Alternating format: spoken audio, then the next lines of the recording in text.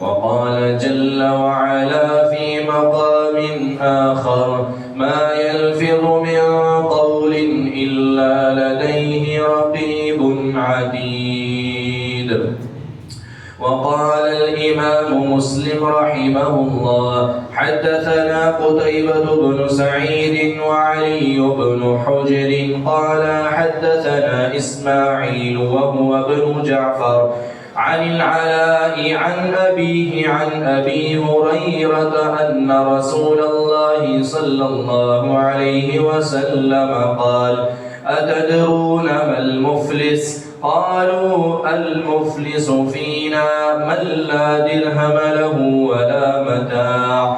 فقال إن المفلس من أمتي يأتي يوم القيامة بصلاة وصيام وزكاة ويأتي قد شتم هذا وقذف هذا وأكل مال هذا وسفك دم هذا وضرب هذا فيعطى هذا من حسناته فإن فنيت حسناته قبل أن يقضى ما عليه أخذ من خطاياهم فطرحت عليه ثم طرح في النار أو كما قال النبي صلى الله عليه وسلم. اللهم صل على محمد وعلى آل محمد كما صليت على إبراهيم وعلى آل إبراهيم إنك حميد مجيد. اللهم بارك على محمد وعلى آل محمد كما باركت على إبراهيم وعلى آل إبراهيم إنك حميد مجيد. سامعین محترم، تمام قسم کی حمد و ثنا، کبریائی، بڑائی، یکتائی، تنہائی، بادشاہی، شہنشاہی اللہ رب العالمین کی ذات پاک کے لیے خاص ہے کہ جس اللہ رب العالمین نے ہم سب کو انسان بھی بنایا اور مسلمان بھی بنایا. یہودی، عیسائی، ہندو، سکھ، غیر مسلم یہ سارے انسان ہیں، لیکن اللہ تعالیٰ کا ہم سب پر کتنا بڑا احسان ہے کہ اللہ رب العالمین نے ہم سب کو انسان بھی بنایا، توحید والا مسلمان بھی بنایا اور نبی علیہ السلام کا غلام بھی بنایا. لا تعداد، بے حد و بے حساب، بے شمار درود و سلام امام الانبیاء، سید الانبیاء، خاتم الانبیاء جناب محمد الرسول اللہ صلی اللہ علیہ وسلم کی ذات گرامی پر.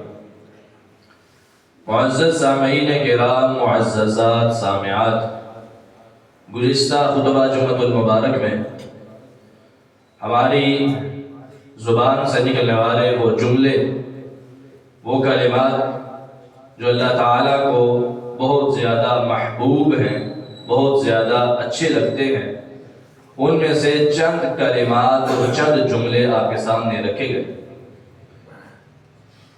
اور آج اس خطبہ جمعۃ المبارک میں دو جملے وہ والے جو محبوب ہیں اللہ تعالیٰ کو اور ان کی فضیلت اللہ تعالیٰ کے ہاں بہت زیادہ ہے اور اس کا انسان کو کیا فائدہ ہے وہ آپ کے سامنے رکھے جائیں گے. اور اس کے علاوہ بندہ مومن توحید والا ہونے کے باوجود جن اعمال اور جن وجوہات کی بنا پہ قیامت والے دن پکڑا جائے گا اور اس کی تب تک معافی نہیں ہوگی جب تک اس کا بدلہ نہ دے لے، ان اعمال کا بھی ذکر کیا جائے گا. دعا کرتا ہوں کہ اللہ جو میں بیان کروں سب سے پہلے مجھے اور آپ کو بھی عمل کی توفیق عطا فرمائے. نبی مکرم جناب محمد رسول اللہ صلی اللہ علیہ وسلم کا ارشاد گرامی، آپ نے فرمایا من قال فی یوم 100 مرہ سبحان اللہ وبحمدہ حطت عنہ خطایاہ وَإِن كَانَتْ مِثْلَ زَبَدِ الْبَحْرِ أو كما قال علیہ الصلوۃ والسلام. آپ نے فرمایا جو انسان پورے ایک دن میں صرف 100 مرتبہ اپنی زبان سے یہ جملہ نکالتا ہے سبحان اللہ و بحمدہ، صرف اتنا، سبحان اللہ و بحمدہ، سبحان اللہ و بحمدہ، سبحان اللہ و بحمدہ، یہ مکمل 100 مرتبہ جب یہ جملہ انسان کہہ لیتا ہے تو میرے اللہ کو یہ جملہ اتنا پسند ہے، یہ کلمات اتنے پسند ہیں تو یہ 2 جملے، لیکن اللہ کو اتنے پسند ہے کہ اللہ تعالیٰ اعلان کرتے ہیں حطت عنہ خطایاہ وَإِن كَانَتْ مِثْلَ زَبَدِ الْبَحْرِ، فرشتوں کو کہتے ہیں جو کہ اس کے نامہ اعمال میں گناہوں کو لکھنے والے، اس کی برائیوں کو لکھنے والے ہیں، اللہ اعلان کرتے ہیں میرے فرشتوں یہ کلمات اس نے آج اپنی زبان سے نکالے ہیں، 100 مرتبہ اس نے یہ جملہ پڑھا ہے، اس نے جملہ نکالا ہے اپنی زبان سے، اس کے پچھلے زندگی کے جتنے بھی گناہ ہیں وہ سارے کے سارے میں رب آج اس کے سارے گناہوں کو معاف کرتا ہوں۔ حطت عنہ خطایا، اور مزید تاکید کے لیے پیارے پیغمبر نے الفاظ کہے، کہا وَإِن كَانَتْ مِثْلَ زَبَدِ الْبَحْرِ، چاہے اس کے گناہ سمندر کی جھاگ کے برابر ہی کیوں نہ ہو جائے، سمندر کے پانی کا اندازہ آج تک کوئی انسان نہیں لگا سکا، لیکن اس کے گناہ سمندر کے پانی کیا سمندر کی جھاگ کے برابر بھی ہو، اتنے گناہ ہو جائیں، حالانکہ اتنے گناہ کسی انسان کے بھی نہیں ہے، لیکن یہ ایک بات فور ایگزامپل کے طور پر کی گئی کہ اگر ہو جائے اتنے گناہ ہو جائیں کہ اس کا احاطہ کرنا مشکل ہے بلکہ ناممکن ہو جائے، تو اللہ تعالیٰ اس کے سارے گناہوں کو پھر بھی معاف کرتے ہیں۔ جو بندہ ایک دن میں 100 مرتبہ سبحان اللہ و بحمدہ اپنی زبان سے نکالتا ہے، تو اب آپ تصور میں جا کے دیکھیں کہ سبحان اللہ و بحمدہ 100 مرتبہ کہنے میں زیادہ سے زیادہ 5 منٹ لگتے ہیں، زیادہ سے زیادہ 5 منٹ سے بھی کم وقت لگتا ہے اگر انسان اپنی زبان سے سبحان اللہ و بحمدہ صرف اتنا جملہ کم از کم 100 مرتبہ نکالتا۔ ہم جب صبح اٹھتے ہیں تو سارا دن ہم اپنی زبان سے بڑے جملے نکالتے ہیں، کتنے نکالتے ہیں تعداد کا علم ہی نہیں، اور کیا کیا بولتے ہیں اس کا بھی علم نہیں۔ انسان جتنا مرضی بولتا جائے اس کو کوئی احساس نہیں ہوتا، لیکن جو ہی اذکار کی باری آتی ہے، ذکر کی باری آتی ہے، یہ مسلمان ہے، عاشق رسول ہے، محب رسول ہے، اس کو کہا جاتا ہے کہ اللہ کے رسول نے یہ وظیفہ بتایا ہے، زیادہ سے زیادہ 1 مرتبہ، اس کو کہا جائے 10 مرتبہ پڑھنا ہے پھر بھی اس کی جان جاتی ہے، 100 مرتبہ سننے سے تو یہ بالکل ہی پریشان ہو جاتا ہے، 100 مرتبہ پڑھنا پڑے گا، ویسے ہی اتنا مرضی بولتا جائے گا، اس کو کوئی احساس نہیں ہوگا، لیکن ذکر و اذکار کی باری آئے گی تو اس کو کچھ نہ کچھ ہونا شروع ہو جائے گا۔ حالانکہ مسلمان کون ہے؟ جس کا دل اللہ کے ساتھ لگتا ہے، جس کا دل رسول اللہ کی باتوں میں لگتا ہے، جس کا دل اللہ کو یاد کرنے میں لگتا ہے، وہ مسلمان ہے، وہ مومن ہے، وہ موحد ہے کہ جس کا دل اگر لگتا ہے تو اللہ کی باتوں میں لگتا ہے، اللہ کی یاد میں لگتا ہے۔ جب کسی سے بات کرنی ہے اللہ کی باتیں کرے، کسی سے بیٹھ کے اس نے مکالمہ کرنا ہے اللہ اور اس کے رسول کی باتوں کا کرے، یہ نشانی اور یہ علامت ایک مومن کی ہوا کرتی ہے جو اللہ کی یاد میں رکھتا ہے۔ یا ایھا الذین آمنوا اذکروا اللہ ذکرا کثیرا، ایمان والو اللہ کا کثرت سے ذکر کرو۔ ذکر کرنے سے مراد کیا ہے؟ ذکر کرنے سے مراد جو آج کل ہم نے لے لیا ہے وہ نہیں ہے کہ بس جی آپ نے 10 منٹ کے لیے پورا مجمع لگانا ہے اور اللہ کی جریاں لگانی ہے اور اپنے اوپر ایسی جو ہے نا وہ حالت تاری کرنی ہے کہ انسان دیکھنے والا کہے کہ یہ لگتا ہے کہ پاگل ہو گیا ہے۔ یہ ذکر نہیں ہے، یہ اللہ کو یاد کرنے والا معاملہ نہیں ہے۔ شریعت نے کس چیز کو بیان کیا؟ اللہ کو یاد کرنے والا معاملہ یہ ہے انسان جہاں پر بھی بیٹھے، جس مجلس میں بیٹھے، جن لوگوں میں بیٹھے جو مرضی مجلس ہو, جس مرضی قسم کی صحبت ہو, وہاں پہ بیٹھ کے اپنے رب کی باتیں کرتا ہے, رسول اللہ کی باتیں کرتا ہے, اور اللہ کی باتیں کرنے کو اپنا معمول بناتا ہے. یہ ہے اللہ کا ذکر, اللہ کو یاد رکھنا. جب انسان کو کسی سے محبت ہوتی ہے, انسان اس کو کثرت سے اپنے ذہن میں رکھتا ہے. جب بھی کہیں کسی مجلس میں بیٹھتا ہے اس کو وہ یاد آ جاتا ہے. تو وَمِنَ النَّاسِ مَن يَتَّخِذُ مِن دُونِ اللَّهِ أَندَادًا يُحِبُّونَهُمْ كَحُبِّ اللَّهِ وَالَّذِينَ آمَنُوا أَشَدُّ حُبًّا لِلَّهِ. ایمان والے وہ ہوتے ہیں جو اللہ تعالیٰ سے سب سے زیادہ محبت کرنے والے ہیں. اشد حبا للہ, قرآن اعلان کر رہا ہے ایمان والے وہ ہیں جن کی سب سے زیادہ محبت کس سے ہوتی ہے؟ اللہ سے ہوتی ہے. لیکن اللہ کہتے ہیں لوگوں میں سے کچھ ایسے بھی ہیں کہ جو اللہ کے علاوہ دوسری چیزوں سے محبت کرتے ہیں, دوسری چیزوں سے پیار کرتے ہیں. لیکن ایمان والوں کی نشانی یہ ہے کہ ان کی سخت محبت, کثرت سے محبت اور شدید محبت اگر ہوتی ہے تو صرف اللہ رب العالمین سے ہوتی ہے. اور وہ پہچانے ہی اس وجہ سے جاتے, وہ اس بات سے پہچانے جاتے ہیں کہ جس مجلس میں بیٹھتے ہیں اللہ کا نام لیتے ہیں, جس مجلس میں بھی بیٹھتے ہیں اللہ کی باتیں کرتے ہیں, وہ اس علامت کی وجہ سے, اس سبب کی وجہ سے پہچانے جاتے ہیں کہ مومن ہیں. والذین آمنوا اشد حبا للہ. اور آپ نے اکثر دیکھا ہوگا کہ بابوں والے, پیروں والے جس مجلس میں بیٹھتے ہیں اپنے بابوں کی کرامتیں بیان کرتے ہیں. سنیے نا, اپنے پیروں کی کرامتیں بیان کرتے ہیں. اچھی بات ہے, ان کو ان سے محبت ہے, ان کو ان سے پیار ہے, ان کا دل کرتا ہے کہ ان کی کرامتوں کو بیان کیا جائے, ان کے کاموں کو بیان کیا جائے تاکہ لوگ ان سے محبت کریں, تاکہ دوسرے بھی ان سے پیار کریں. ان کا یہ دل کرتا ہے.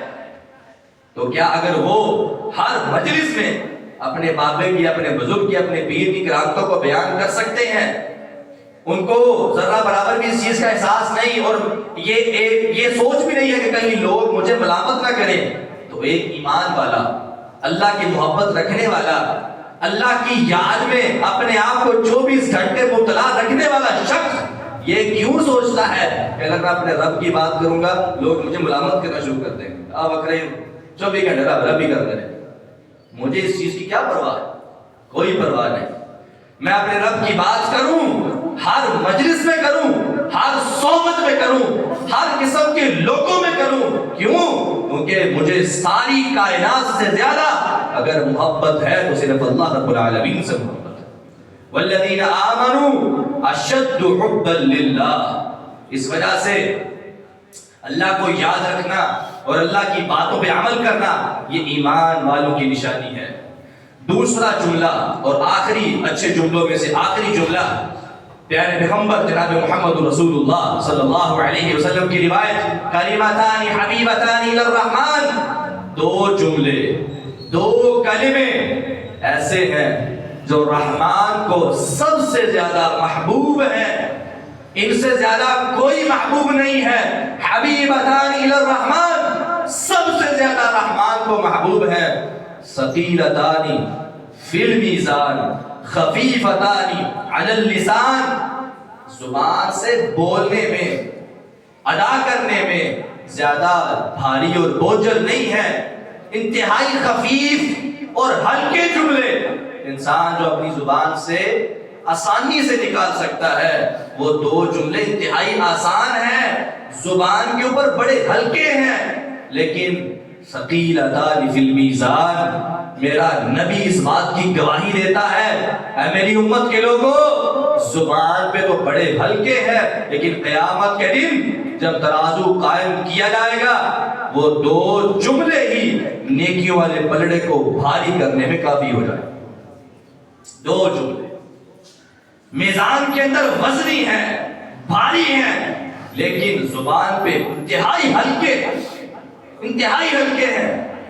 وہ 2 جملے کون سے ہیں؟ سبحان اللہ و بحمدہ, سبحان اللہ العظیم. یہ 2 جملے میرے پیارے رب کو انتہائی محبوب ہیں.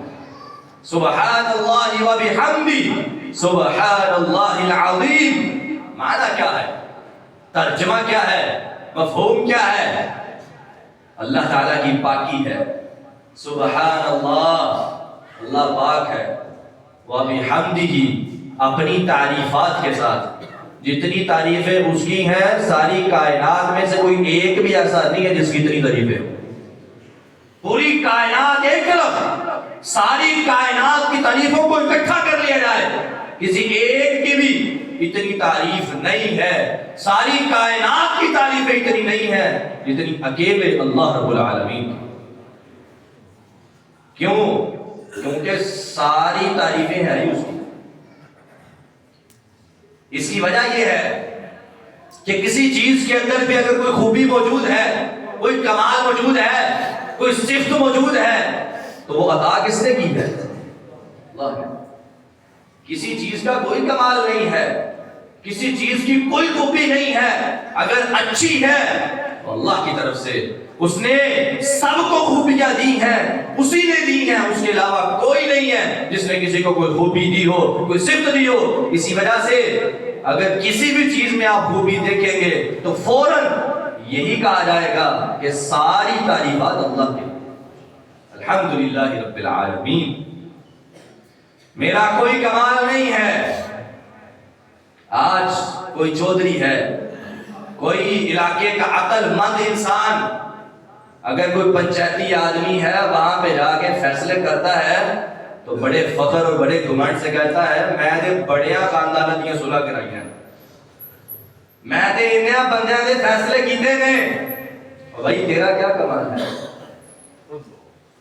یہ چھوٹی سی کھوپڑی میں اگر کسی نے اتنا ذہین اگر انسان کو بنایا اور عقل دی، اتنی چھوٹی سی کھوپڑی میں کمال کس کا ہے؟ اللہ کا۔ میری کیا حیثیت ہے، میرا کیا کمال ہے، میری کیا اوقات ہے؟ ہر چیز، ہر خوبی، ہر صفت مجھے دینے والا اللہ رب العالمین ہے، جو ہر چیز کو صفت اور خوبیاں دینے والا، الحمدللہ رب العالمین۔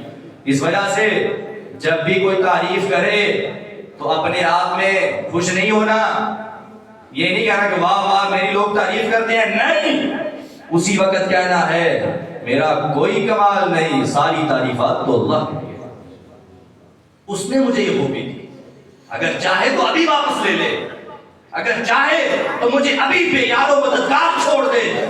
جس خوبی کی تعریف یہ لوگ کر رہے ہیں اگر وہ چاہے ابھی وہ واپس لے لے، اسی وقت یہ لوگ بد تعریفیں شروع کر دیں گے، میرا کیا کمال رہا؟ کوئی کمال نہیں۔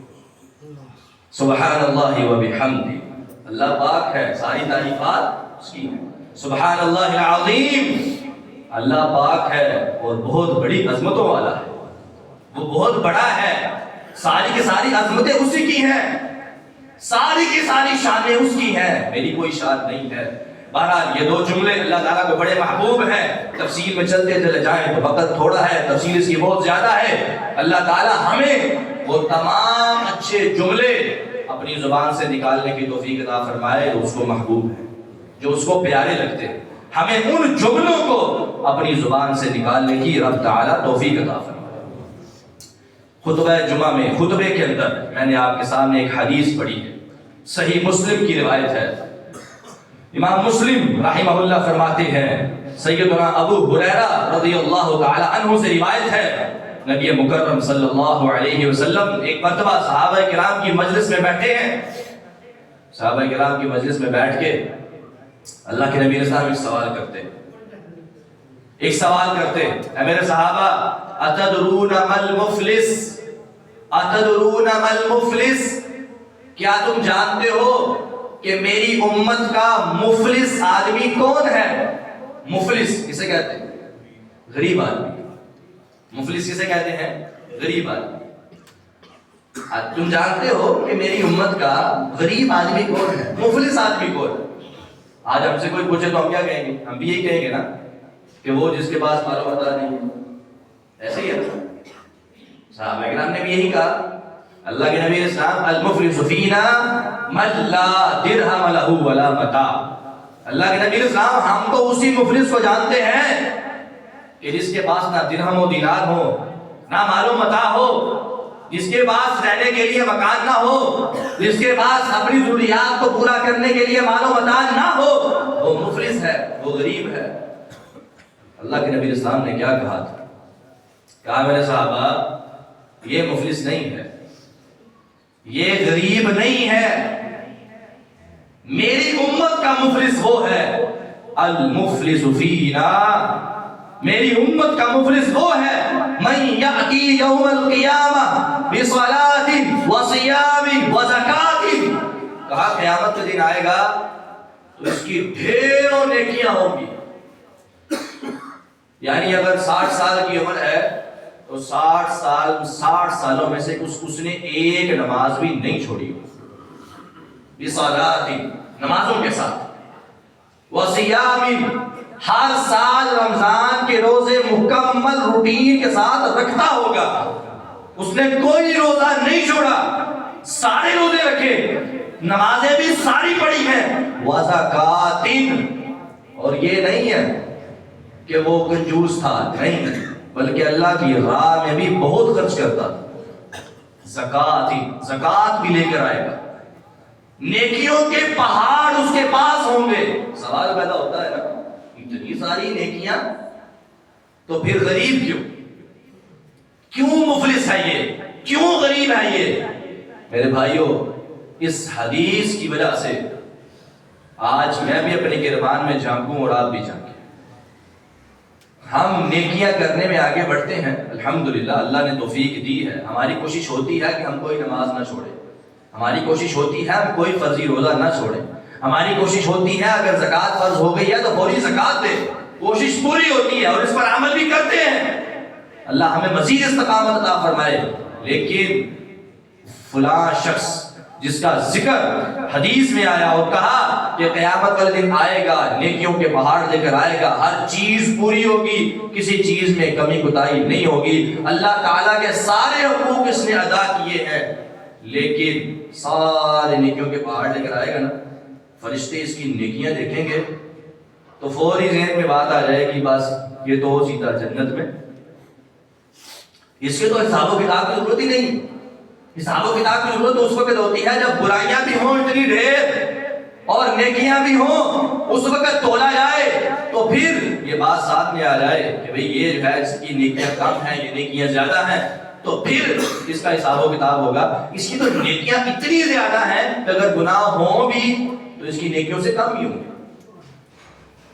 فیصلہ ہونا شروع ہوگا، فرشتے اپنے ذہن کے مطابق فیصلہ کر لیں گے کہ یہ بندہ جنت میں،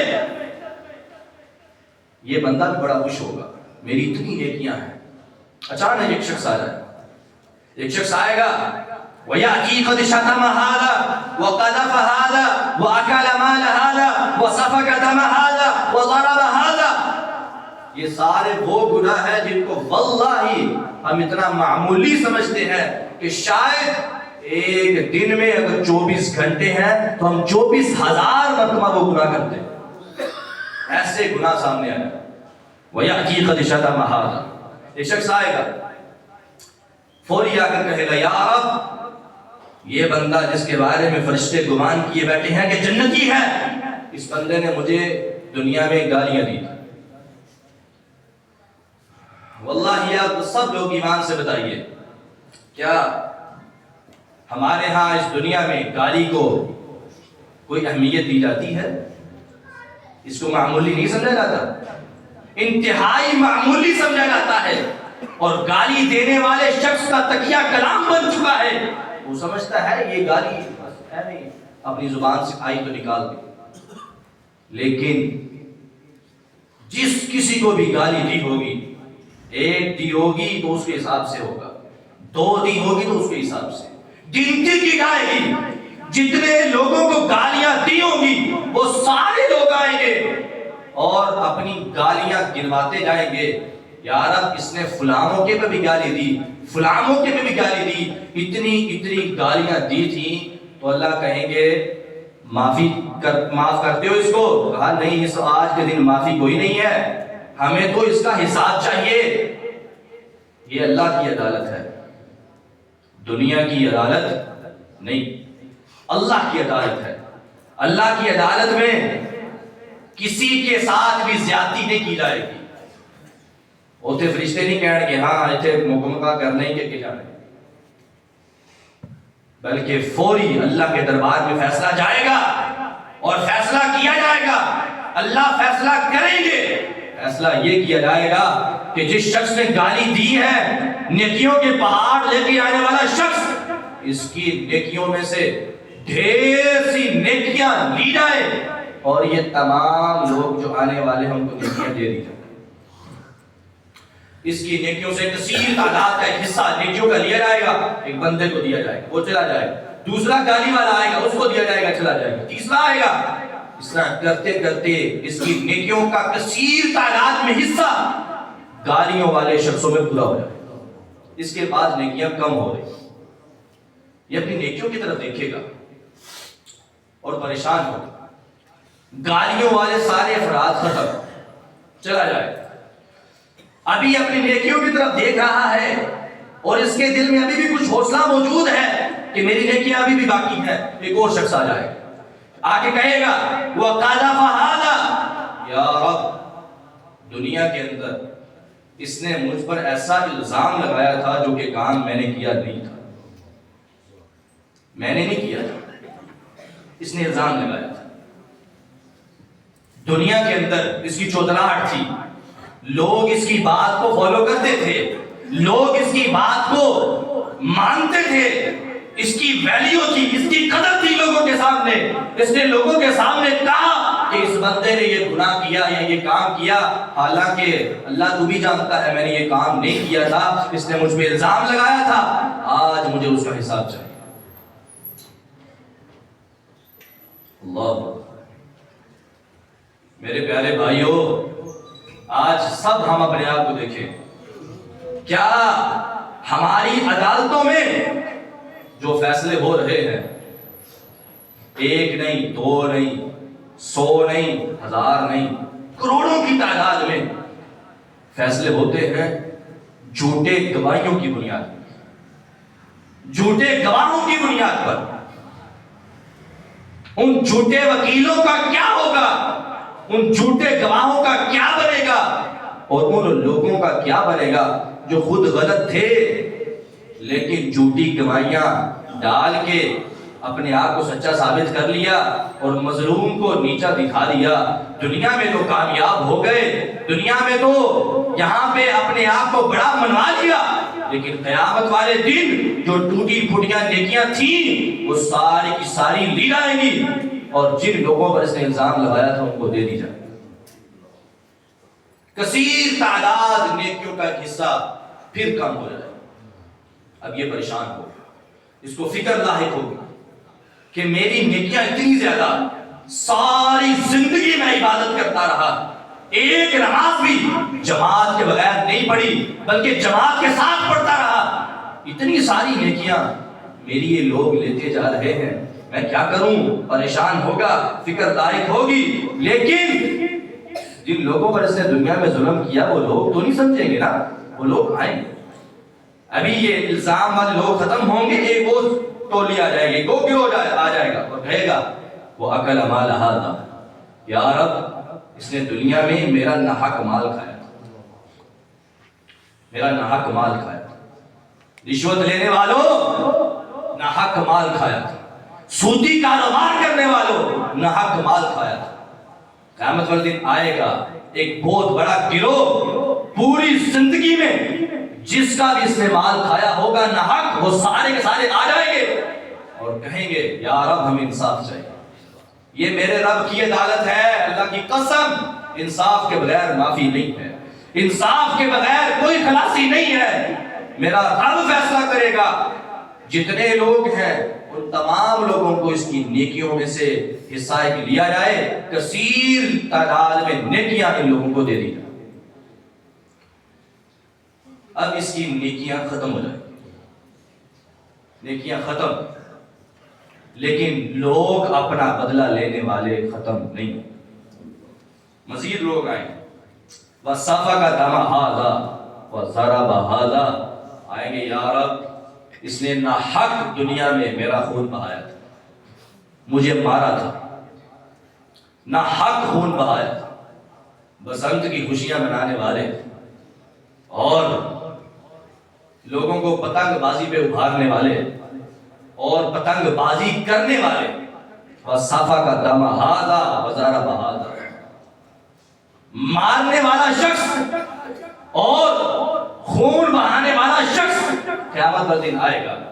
یہ مسلمان تھا، عاشق رسول تھا، 5 وقت کا پکا نمازی تھا، تہجد گزار تھا، لیکن اپنے بچوں کو بسنت کی خوشی سے نہیں روک سکا، لوگوں کا خون بہانے سے نہیں روک سکا، لوگوں کو مارنے سے نہیں روک سکا، اپنے بچوں کو مزید آمادہ کرتا رہا، مزید آگے ان کی حوصلہ افزائی کرتا رہا، بچے اس کے آگے بڑھے اور لوگوں کا خون بہایا، لوگوں کے ساتھ زیادتیاں کی، لوگوں کے اوپر ظلم کیا۔ یہ شخص سارے کے سارے لوگ آئیں گے اور اسے انصاف طلب کریں گے۔ اللہ تعالیٰ سے فرشتے کہیں گے یا رب اس کی نیکیاں تو اب ختم ہیں، اب کیا کیا جائے؟ میرے رب فیصلہ کریں۔ کہیں گے میرے فرشتوں اس کی نیکیاں نہیں ہے نا؟ کہا نہیں۔ کہا جتنے بھی لوگ آئے ہیں نا، جتنے بھی لوگ آئے ان کے گناہ لو اور اس بندے کے اوپر ڈالو۔ اللہ، میرے پیارے بھائیوں، کیا مجھے اس وقت میری حالت کیا ہوگی کہ جو گناہ میں نے کیا ہی نہیں وہ میرے اوپر ڈال دیا، ایک زیادتی میں نے کی نہیں وہ میرے اوپر ڈال دی جائے، ایک گناہ میں نے کیا ہی نہیں وہ میرے کھاتے میں ڈال دیا جائے، میری اس وقت کیا حالت ہوگی؟ ان تمام لوگوں کے گناہوں کی کثیر تعداد لی جائے گی اور اس فلاں متقی اور نیک اور تہجد گزار بندے کے اوپر ڈال دیا۔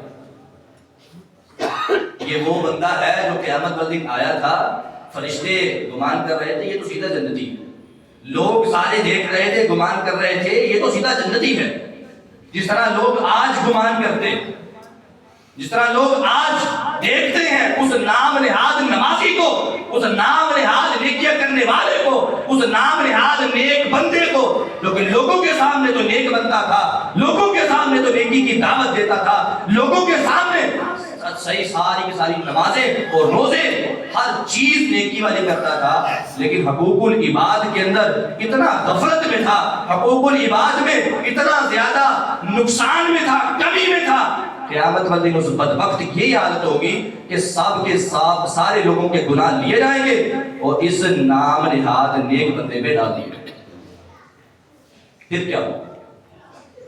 جب کثیر لوگوں کی تعداد کا گناہوں کا کثیر حصہ اس کے اوپر ڈالا جائے گا، فَطُرِحَتْ عَلَيْهِ ثُمَّ طُرِحَ فِي النَّارِ، جب اس کے پاس ذرہ برابر بھی نیکیاں نہیں بچیں گی نا، رب تعالیٰ کی طرف سے اعلان ہوگا لِمَنِ الْمُلْكُ الْيَوْمِ لِلَّهِ الْوَاحِدِ الْقَهَّارِ، اس قہار رب کی طرف سے اعلان ہوگا، اس واحد ذات کی طرف سے اعلان ہوگا، اس دن اعلان ہوگا جس دن کسی کی کوئی بادشاہت نہیں ہے سوائے اللہ رب العالمین کے، اس اکیلے بادشاہ کی طرف سے، اس اکیلے شہنشاہ کی طرف سے اعلان ہوگا میرے فرشتوں اس بدبخت کو پکڑو اور گھسیٹ کے جہنم کی آگ میں داخل کر دو۔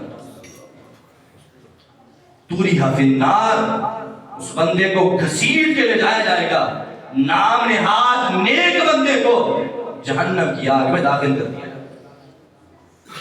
کہاں گئی میری نیکیاں؟ کہاں گئے میرے اعمال صالحات جو میں نے اس نیت سے کیے تھے کہ میرا رب مجھے جہنم کی آگ سے بچا لے اور جنت میں داخل کر دے؟ میرے پیارے بھائیوں، اللہ تعالیٰ نے انسان پر 2 حقوق فرض کیے ہیں، حقوق اللہ اور حقوق العباد۔ اللہ کے حقوق بھی فرض ہیں اور عباد بندوں کے حقوق بھی فرض ہیں، بندوں کے حقوق بھی فرض ہیں۔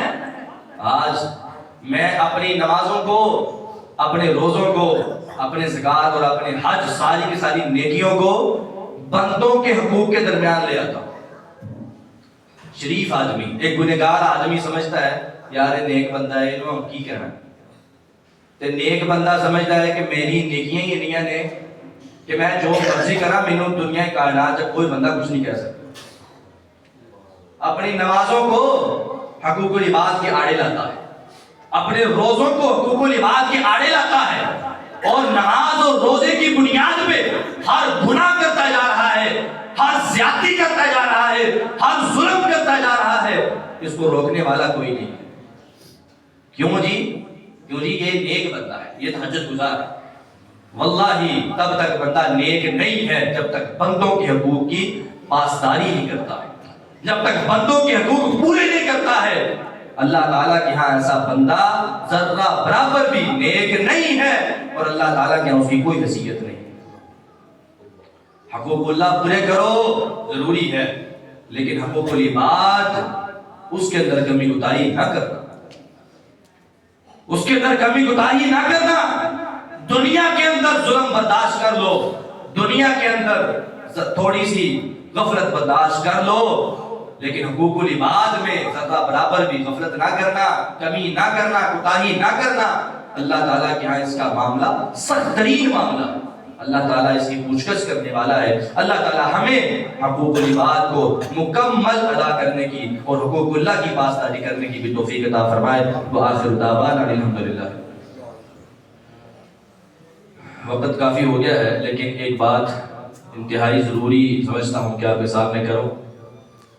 ہمارے ہاں جو حکومت کی طرف سے بسنت کی اجازت دی گئی ہے، ہم تمام بھائیوں کے ہاں یہ ذمہ ہے کہ ہم اس کا مکمل طور پہ بائیکاٹ کریں۔ اس کی وجہ یہ ہے کہ بسنت ایک صرف تفریحی تہوار نہیں ہے، صرف ایک معمولی تہوار نہیں ہے، بلکہ یہ ایک خاص مذہب کی نشانی اور علامت ہے۔ ہندو اس کو خاص طور پہ اس کو منایا کرتے تھے، اس کی مکمل تاریخ ہے، یہ کوئی عام تہوار نہیں ہے، مکمل تاریخ ہے اس کے پیچھے۔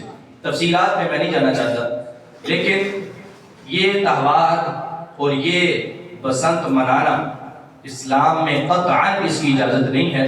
پیارے پیغمبر جناب محمد رسول اللہ صلی اللہ علیہ وسلم کی واضح حدیث ہے، من تشبہ بقوم فہو منہم، کہ جو بندہ کسی قوم کی کسی مذہبی تہوار میں مشابہت اختیار کرتا ہے، وہ بندہ انہی میں شمار کیا جاتا ہے۔ بسنت منانی ہے مناؤ، لیکن اپنے آپ کو مسلمان کہنا چھوڑ دو۔ بسنت منانی ہے مناؤ، لیکن اپنے آپ کو عاشق رسول کہنا چھوڑ دو۔ بسنت منانی ہے تو مناؤ، تو یہ نعرے نہ لگاؤ حرمت رسول پہ جان بھی قربان ہے، غلامی رسول پہ موت بھی قبول ہے، یہ نعرے نہ لگاؤ۔ جو بندہ یہ نعرے لگاتا ہے، جو بندہ یہ عقیدہ رکھتا ہے کہ میری حرمت رسول پہ جان قربان ہے، میری اللہ کے ہر فیصلے پہ جان قربان ہے، اللہ کے نبی کے ہر فیصلے پہ جان قربان ہے، خدا را بسنت کا بائیکاٹ کریں۔